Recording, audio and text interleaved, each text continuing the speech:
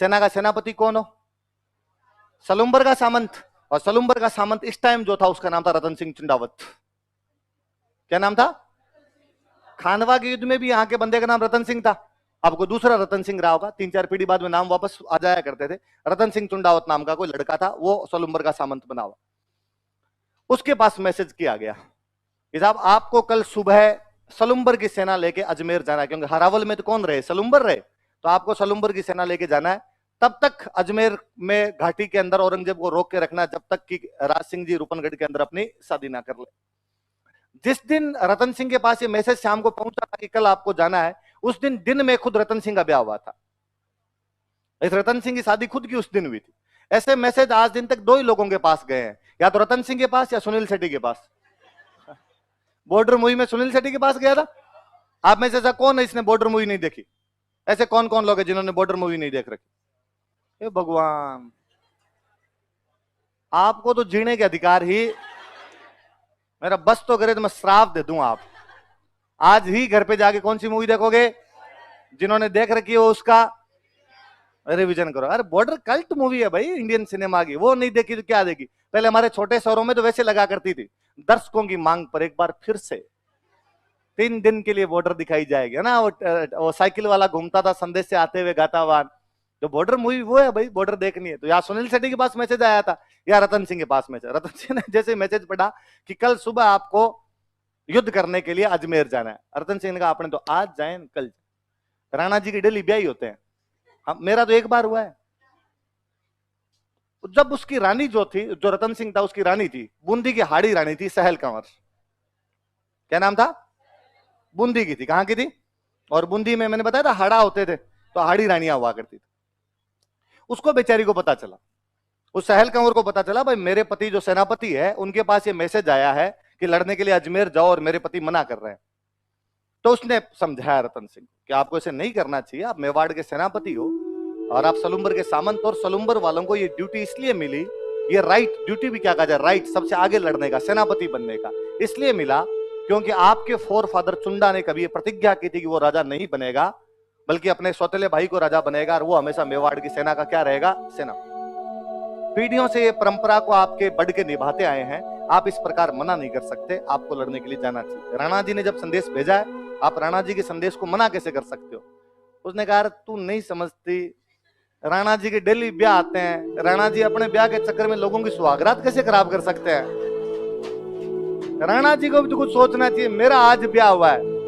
पर उस बेचारे ने खूब समझाया उनको और उसको कहा कि भाई यदि तुम नहीं जाओगे तो तुमसे सेनापति का अधिकार छीन लिया जाएगा। तुम्हारी जो आने वाली पीढ़ियां होगी वो इस बात पर थू थू करेगी कि हमारा एक दादा परदादा इतना निबड़ा निकल गया था कि युद्ध लड़ने के लिए नहीं गया लुगाई के चक्कर में, इस चक्कर में हमसे जो सेनापति का अधिकार था वो छीन लिया।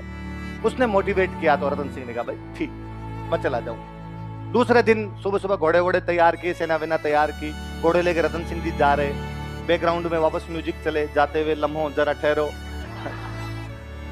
जैसे ही उस हाड़ी रानी वाले महल के पास आए तो रतन सिंह जी का घोड़ा अपने आप ही रुक गया। रतन सिंह जी ने ऊपर देखा तो रानी झरोखों में खड़ी खड़ी देख रही। और रतन सिंह जी ने अपने पास में कोई सोल्जर खड़ा था उसको कहा ऊपर जा, और ऊपर जाके रानी को कहे कि मेरे लिए कोई निशानी भेज दे। क्या भेज दे? अंगूठी वंगूठी कुछ ही भेज दे। उसको लगा कि यार कोई चूड़ी अंगूठी कुछ भेज देगी, टाइम पास करेंगे यार थोड़ी देर। कैसे रहा जाए, नया नया ब्याह हो रखा आदमी। वो सैनिक गया और उस सैनिक ने जाकर कहा भाई रानी साहब, रतन सिंह जी नीचे खड़े हैं और आपकी कोई ना कोई निशानी मंगा रहे। हम पढ़ते हैं कि जिस प्रकार हनुमान जी जब माँ सीता से मिलने के लिए गए थे तो माँ सीता ने भगवान राम के लिए कंगन भेज दिए थे। क्या भेजे थे? तो सिपाही को लगा गया ये भी कोई भाई छोटी मोटी निशानी दे देंगे अपने। वो राजकुमारी सोचती है, वो रानी सहल कंवर सोचती है कि जो आदमी युद्ध में जाने से आनाकानी कर रहा है, इस बात की क्या गारंटी है कि वहां पे लड़ लेगा। और यदि वहां पे ना लड़ पाया और वापस आ गया तो आने वाली पीढ़ियां इस बात के लिए मुझे धिक्कारेगी और कहेगी कि एक युवती की सुंदरता की वजह से उसका पति युद्ध नहीं लड़ पाया था।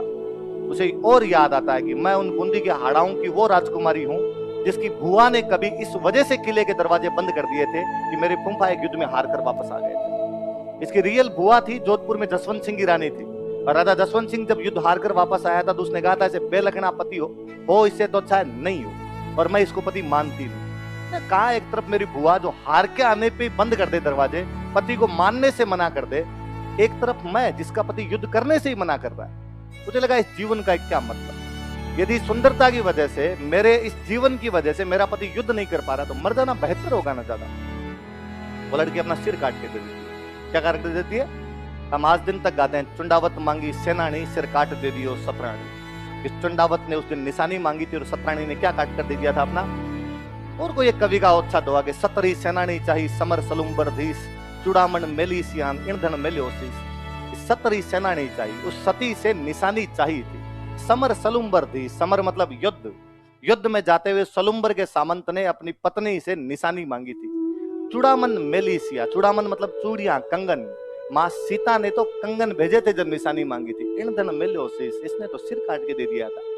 वो राजकुमारी कौन थी जो अपने पति की निशानी मांगने पे सिर काट के देती है? कौन थी? चहल कंवर थी। अब जब वो सिर नीचे ले जाके वो सिपाही जैसे गया, रतन सिंह ने देखा, तब तो रतन सिंह की बुद्धि आ गई, यार गलती कर दिया। पर कहते हैं वो उसकी मुंडी मुंडी इतना इतना सिर कटा हुआ था। रतन सिंह उसके जो राजकुमारी के बाल थे उन बालों को अपने यहाँ पे बांध लेता है। उस अजमेर वाली घाटी में क्या भयंकर लड़ता है वो, औरंगजेब की सेना को कदम आगे नहीं बढ़ाने दिया था। केवल सलुम्बर वालों ने उसने दिल्ली की सेना को पीट पीट के भगा दिया था यहाँ से। राज सिंह आराम से शादी वादी करके राजसमंद लौटे थे। एक दिन कभी राज सिंह चारुमती के साथ में राजसमंद की पाल पर बैठे हुए और अपने शादी से पहले की कहानी सुनाते हैं चारुमती को कि चारुमती, हमारी जब शादी हुई थी तो उससे पहले पहले क्या क्या बातें हुई थी, किस प्रकार रतन सिंह और सहल कंवर को अपने जीवन का बलिदान देना पड़ा था।